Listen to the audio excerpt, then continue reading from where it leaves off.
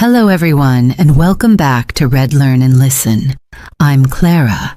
I am Nico. Thanks for joining us today for another exciting episode of our English learning podcast. Today we have something really special for all our beginner learners out there. We're going to talk about two amazing techniques that can help you improve your English listening and speaking skills. That's right, Sarah. Today's topic is slow listening and shadowing for beginners. These are two powerful methods that many English learners don't know about, but they can make a huge difference in your progress. Before we start, let me ask you, Mike, when you were learning your second language, what was the hardest part for you? Oh, definitely listening. I remember feeling so frustrated because native speakers talked so fast. I could understand individual words, but when people spoke naturally, it sounded like one long word to me. Exactly. And that's why today's techniques are so important. We're going to show you how to train your ears step by step, starting slow and building up your confidence. So whether you're A1 or A2 level, or even if you're just starting your English journey, this episode is perfect for you. We'll explain everything clearly and give you practical tips you can use right away. Let's start with our first technique, slow listening. Mike, can you explain what slow listening is? Let's start with our first technique, slow listening. Slow listening is exactly what it sounds like, listening to English content that is spoken more slowly than normal speed. But it's not just about speed. It's about choosing the right materials and using them in the right way. Think of it like learning to drive a car. You don't start on the highway going 100 kilometers per hour, right? You start in an empty parking lot, going slowly, learning the basics. That's a perfect comparison. With slow listening, we start with content that's easier to understand, spoken at a slower pace, so your brain can process each word and understand the meaning. Now, some people think that slow listening is cheating, or that it won't help them understand real English. But that's completely wrong. Slow listening is like building a foundation for a house. If you don't have a strong foundation, the house will fall down. If you don't train your ears with slow content first, you'll struggle with normal speed forever. Exactly. And here's something interesting. When you first listen to slow content, it might still seem fast to you. That's completely normal. Your brain needs time to recognize English sounds and patterns. Here are some great options for beginners. First, podcasts like ours that are made specifically for English learners. We speak clearly and at a good pace for beginners. Second, YouTube channels for English learners. There are many channels where teachers speak slowly and explain things clearly. Third, audiobooks for beginners or children's audiobooks. These are usually spoken slowly and use simple vocabulary. I'd also add English learning apps that have audio lessons. Many of these have speed controls, where you can make the audio even slower if you need to. Good point. And here's a pro tip for our listeners. Most video and audio players have speed settings. You can slow down almost any content to 0.75 or 0.5 speed when you're practicing. But how should beginners actually practice slow listening? Should they just listen passively? Great question. Active listening is much more effective than passive listening. When you listen actively, you're focused and engaged. You're not just letting the sounds wash over you. You're trying to understand, you're paying attention to new words, and you're thinking about the meaning. Right. Here's a simple method for active slow listening. First, choose a short audio clip, maybe 2 to 3 minutes long. Don't try to listen to a 30-minute podcast all at once when you're starting. Second, listen to the whole clip once without stopping. Don't worry if you don't understand everything. Just get a general feeling for what it's about. Third, listen again and try to identify words you know. Maybe you'll catch words like the, and, is, going, or other simple words. That's great progress. Fourth, listen a third time and focus on new words. When you hear a word you don't know, try to guess its meaning from the context.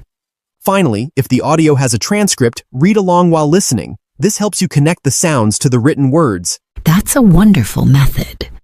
And here's something important for our listeners to remember. Don't expect to understand everything immediately. Language learning is like building muscle. You need to practice regularly and be patient with yourself. Let me share a personal story.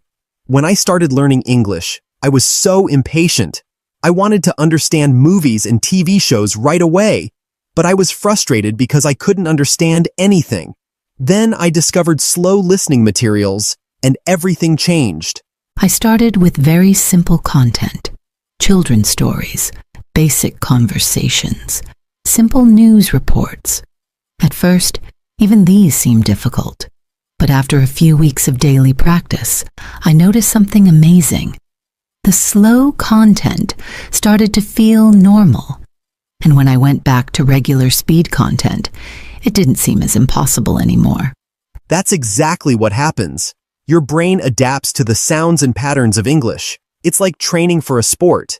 If you want to run a marathon, you don't start by running 42 kilometers on your first day. You start with short distances and build up slowly. Now, how long should people practice slow listening each day? For beginners, I recommend starting with just 10 to 15 minutes per day. Quality is more important than quantity. It's better to focus completely for 10 minutes than to half listen for an hour while doing other things. And consistency is key. It's much better to practice 10 minutes every day than to practice for 2 hours once a week. Your brain needs regular exposure to English sounds to develop good listening skills. Here's another important tip. Don't worry about perfect understanding. If you understand 30 to 40% of what you hear, that's actually very good for a beginner. Understanding will improve with time and practice. Many students get discouraged because they think they should understand 100% immediately, but that's not realistic, and it's not necessary for progress. Now let's move on to our second technique, shadowing. This is one of the most powerful methods for improving both your listening and speaking skills at the same time. So what exactly is shadowing? Shadowing means listening to English audio and trying to repeat what you hear at the same time, like an echo. You're following the speaker's words, rhythm, and intonation as closely as possible. Think of it like being someone's shadow. A shadow follows a person everywhere they go, copying their movements. When you do shadowing practice, you're copying the speaker's words and the way they say them. Now, this might sound scary for beginners. You might think, but I can't speak fast enough. Or, I don't know all the words. Don't worry, that's completely normal and expected. When you start shadowing, you won't be able to repeat everything perfectly. In fact, you might only be able to say a few words here and there, but that's okay. The important thing is to try. Let me explain why shadowing is so effective. When you do shadowing, you're training multiple skills at the same time. First, you're training your ears to recognize English sounds and rhythms. Second, you're training your mouth and tongue to make English sounds correctly. Third, you're learning the natural rhythm and melody of English speech. Fourth, you're building confidence in speaking, even if you're just repeating what you hear. That's right. And here's something really important for beginners. You don't need to understand every word to benefit from shadowing. Even if you're just making sounds that are similar to what you hear, you're still training your pronunciation and getting familiar with English rhythms. Now, let's talk about how to choose good materials for shadowing practice. For beginners, the same materials that work for slow listening also work well for shadowing. Simple podcasts for English learners, short dialogues from English learning apps, children's audiobooks, or even nursery rhymes and simple songs. The key is to choose content that's not too long and not too complicated. Start with something you can mostly understand, even if you can't say all the words yet. Here's a step-by-step method for shadowing practice. Step 1. Listen to your chosen audio without trying to speak. Just focus on understanding the general meaning and getting familiar with the sounds. Step 2. Listen again and try to hum along with the rhythm. Don't worry about words yet. Just follow the music of the language. Step 3. Now try to repeat some words. Start with the words you know well. Don't worry if you miss most of it. Step 4. Practice the same audio multiple times. Each time, try to say a little bit more. Maybe today you can say 20% of the words, tomorrow 25%, and so on. Step 5. Focus on copying the speaker's intonation and rhythm, not just the words. This is what makes you sound more natural. I want to emphasize something important here.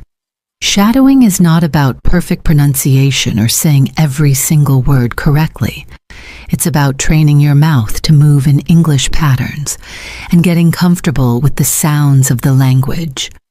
Many beginners worry too much about making mistakes, but making mistakes is part of learning. Every mistake teaches you something new. Here's a great tip for our listeners.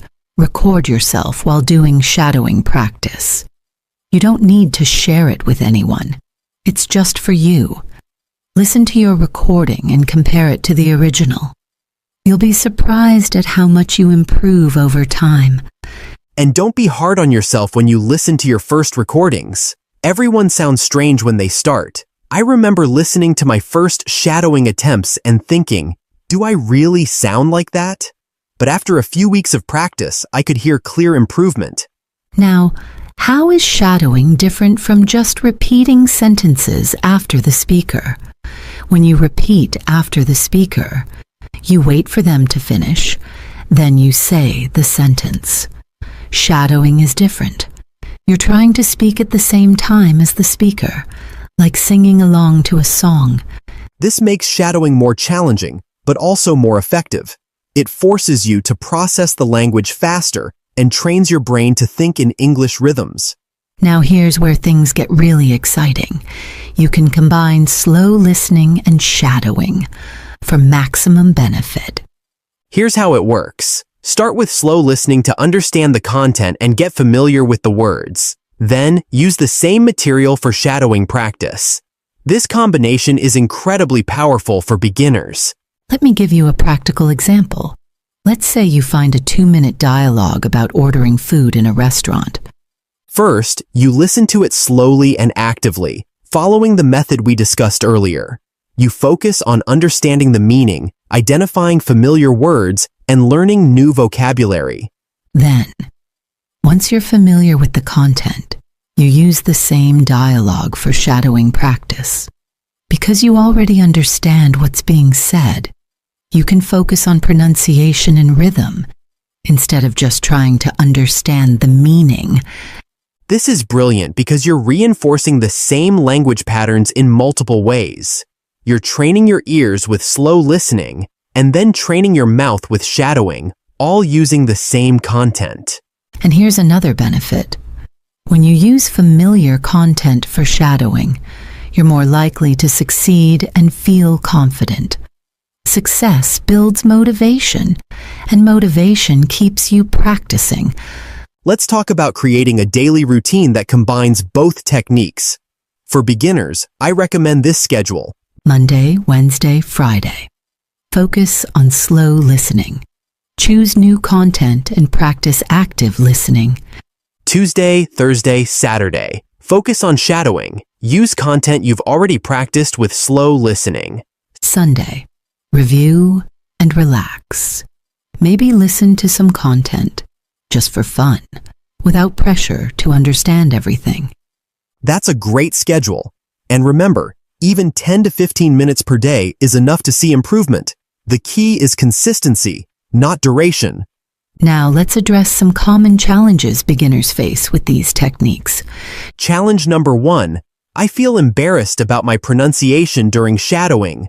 Remember, you're practicing alone. No one else can hear you. Making mistakes is part of learning.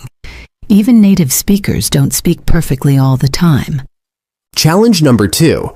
I get frustrated because I can't understand or repeat much. This is completely normal. Progress in language learning is gradual.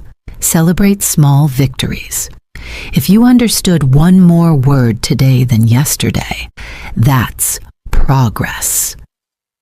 Challenge number 3. I don't have time for daily practice. Quality over quantity. Even 5 minutes is better than nothing. You can practice while walking during your commute or while doing household tasks. Challenge number 4. I don't know if I'm improving. Keep a learning journal. Write down new words you learn. Note your feelings about each practice session, and occasionally go back to material you used weeks ago. You'll be amazed at how much easier it seems. Let me share another personal story. When I was learning English, I had a favorite 5-minute dialogue about shopping. I must have listened to it hundreds of times and shadowed it at least 50 times. At first, I could barely say, "Hello, how are you?" clearly. But after weeks of practice with this one dialogue, I could say the entire conversation naturally, with good pronunciation and rhythm. More importantly, I started noticing that I could understand similar conversations in real life. The patterns I had practiced over and over again became automatic. That's the power of these techniques. Now let's talk about something really important: staying motivated. Many people start with great enthusiasm, but give up after a few weeks. How can we avoid this? First, set realistic expectations. Don't expect to understand movies or speak fluently after a month of practice. Language learning is a marathon, not a sprint. Second, celebrate small victories. Did you understand one new word today? That's worth celebrating. Could you shadow a short sentence correctly? Amazing. These small wins add up to big progress over time. Third, make it enjoyable. Choose content that interests you. If you love cooking, listen to simple cooking videos. If you like animals, find content about pets. When you enjoy the topic, practice doesn't feel like work. Fourth, find a routine that works for you. Some people are morning learners, others prefer evenings. Some like to practice during their commute. Others prefer quiet time at home. Find what works for your lifestyle. Here's a motivation technique I love. Keep a progress jar. Every day you practice, put a coin or a small note in a jar. When the jar gets full, treat yourself to something nice. This visual representation of your consistency is very motivating.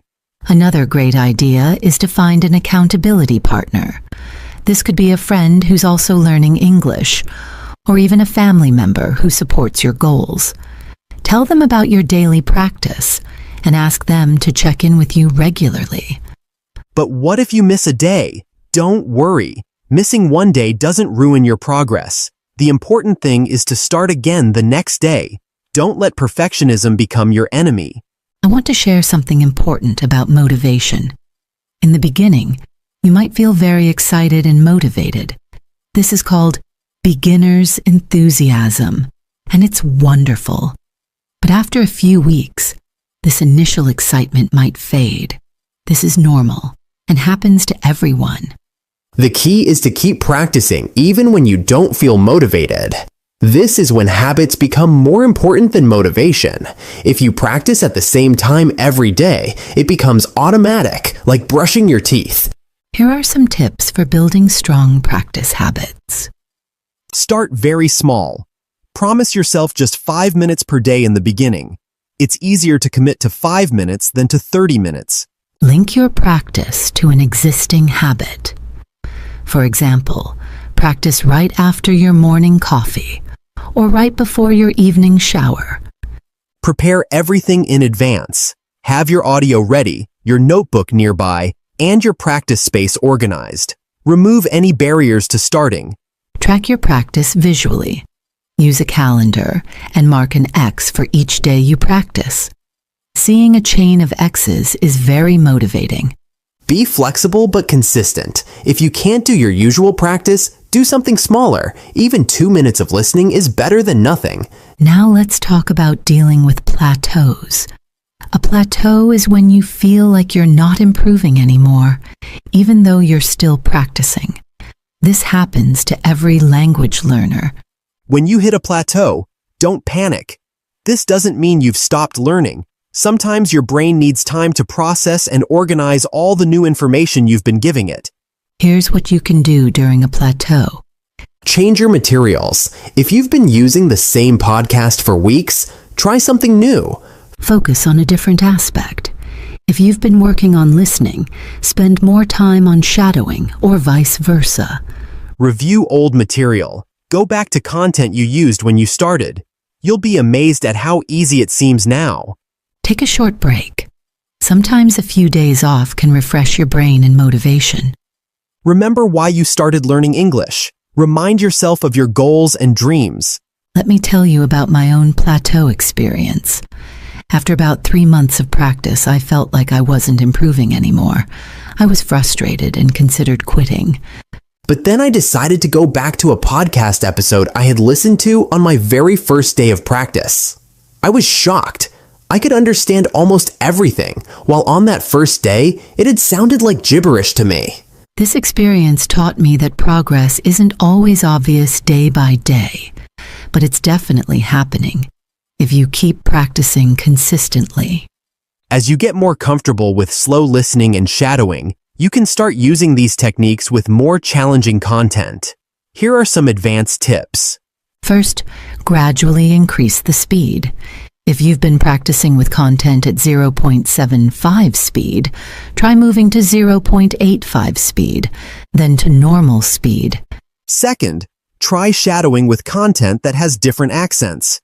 English is spoken around the world, and each region has its own accent. Exposing yourself to variety will make you a better listener. Third, practice with different types of content. Try news reports, interviews, documentaries, or casual conversations.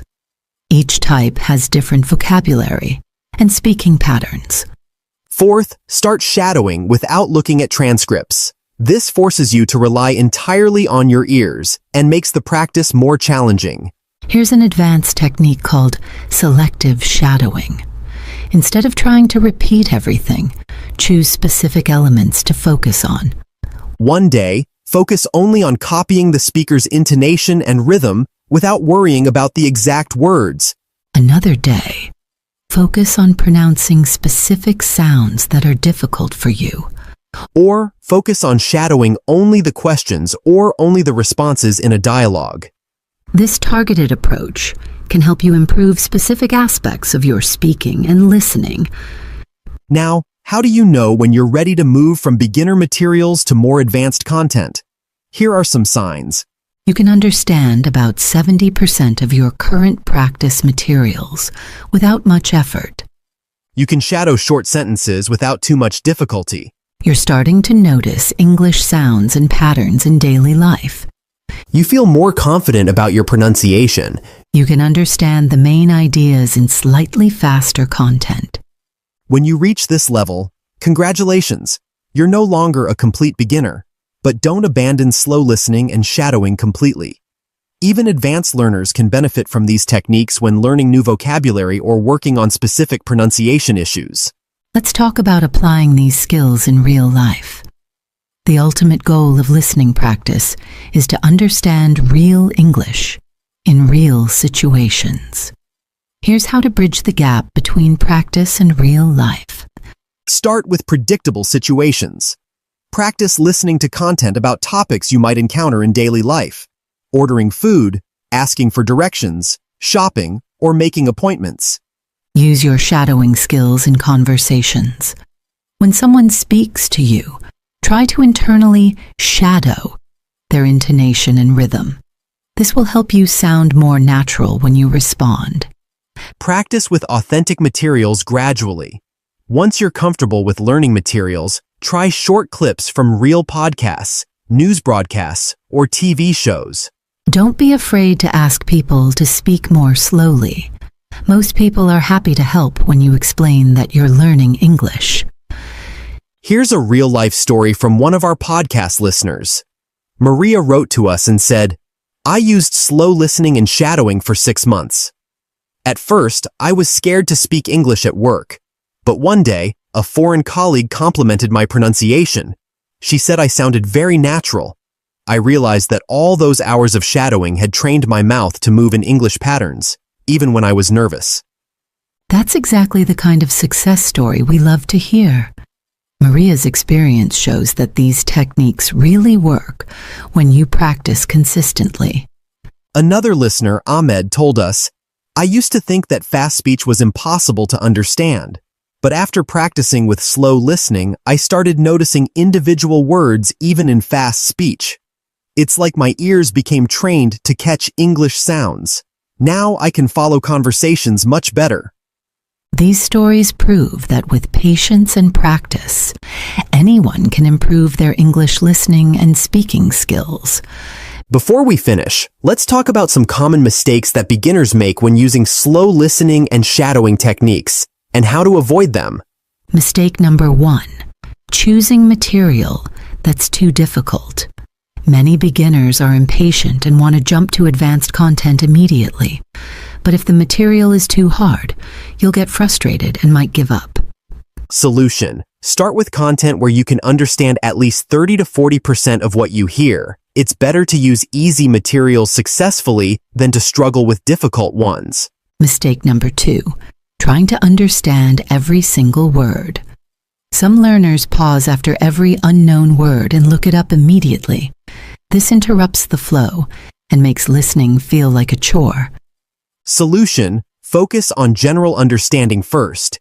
If you understand the main idea, that's success. You can look up a few key words later, but don't let vocabulary hunting destroy your listening flow. Mistake number 3, shadowing too quietly or not speaking at all. Some people are embarrassed about their pronunciation, so they whisper or just move their lips without making sound. Solution: remember, you're practicing alone. Speak at normal volume. Your mouth and throat muscles need to practice making English sounds actively. Mistake number 4, giving up too quickly when shadowing feels impossible. Many beginners try shadowing for a few minutes, can't repeat much, and decide it's not for them. Solution: remember that shadowing is supposed to feel difficult at first. If you can shadow even 20% of what you hear, that's good progress. Keep practicing with the same content until it feels easier. Mistake number 5, not practicing consistently. Some learners practice for hours one day, then skip several days, then practice again intensively. Solution: consistent daily practice, even for just 10 minutes, is much more effective than occasional long sessions. Your brain needs regular exposure to improve. Mistake number 6, comparing yourself to others. Some beginners get discouraged when they see other learners who seem to progress faster. Solution: everyone learns at their own pace. Focus on your own progress. Compare yourself today to yourself last month, not to other people. Mistake number 7, not tracking progress. Without tracking, it's easy to feel like you're not improving, even when you are. Solution: keep a simple learning journal. Note new words you learn, record your feelings about each practice session, and occasionally revisit old materials to see how much easier they've become. Let me share one more personal story. When I started using these techniques, I made almost all of these mistakes. I chose materials that were too hard. I tried to understand every word, and I gave up several times. But then I found a simple children's story about a cat and a mouse. It was only 3 minutes long, and I could understand most of it. I listened to this story every day for 2 weeks, and I shadowed it until I could say it perfectly. This experience taught me that sometimes taking a step back and using easier material actually helps you move forward faster. That simple story gave me the confidence to try more challenging content later. As we wrap up today's episode, let's remember the key points we've covered. Slow listening helps train your ears to recognize English sounds and patterns. Start with materials you can partially understand and practice actively, not passively. Shadowing helps train your mouth to make English sounds and follow English rhythms. Don't worry about perfect pronunciation. Focus on copying the speaker's rhythm and intonation. Combining both techniques with the same materials is incredibly effective. Use slow listening to understand content, then use shadowing to practice saying it. Consistency beats intensity. Daily practice, even for just 10 to 15 minutes, will give you better results than occasional long study sessions. Progress takes time, and that's okay. Celebrate small victories, and don't compare yourself to others. Most importantly, be patient with yourself. Learning a language is one of the most challenging and rewarding things you can do. Every day you practice, you're getting stronger. I want to leave you with this thought. Every fluent English speaker you admire started exactly where you are now. They couldn't understand fast speech. They struggled with pronunciation, and they felt frustrated sometimes. But they kept practicing, and eventually they reached their goals. You can do this too. Your English-speaking future self is proud of you for practicing today. Remember, we believe in you. Every time you listen to English, every time you practice shadowing, every time you push yourself to try something new in English, you're building the skills that will change your life. English opens doors to new friendships, better job opportunities, travel experiences, and access to knowledge and entertainment from around the world. Every minute you spend practicing brings you closer to these opportunities. Before we finish, let me give you a challenge for this week. Choose one piece of English content that's about 3 to 5 minutes long. It could be a short podcast episode, a YouTube video for English learners, or an audiobook chapter. Listen to it using the slow listening techniques we discussed today. Then, use the same content for shadowing practice. Spend just 10 to 15 minutes each day for 1 week with this same content. At the end of the week, listen to it one more time and notice how much easier it sounds compared to the first day. This will show you the power of these techniques. Thank you so much for joining us today on Read, Learn, and Listen. We hope this episode has given you practical tools and motivation for your English learning journey. Remember to subscribe to our podcast for more helpful episodes, and feel free to contact us with your questions or success stories. We love hearing from our listeners. Keep practicing, keep believing in yourself, and keep moving forward. Your English goals are closer than you think. Until next time, happy learning, and remember, you've got this.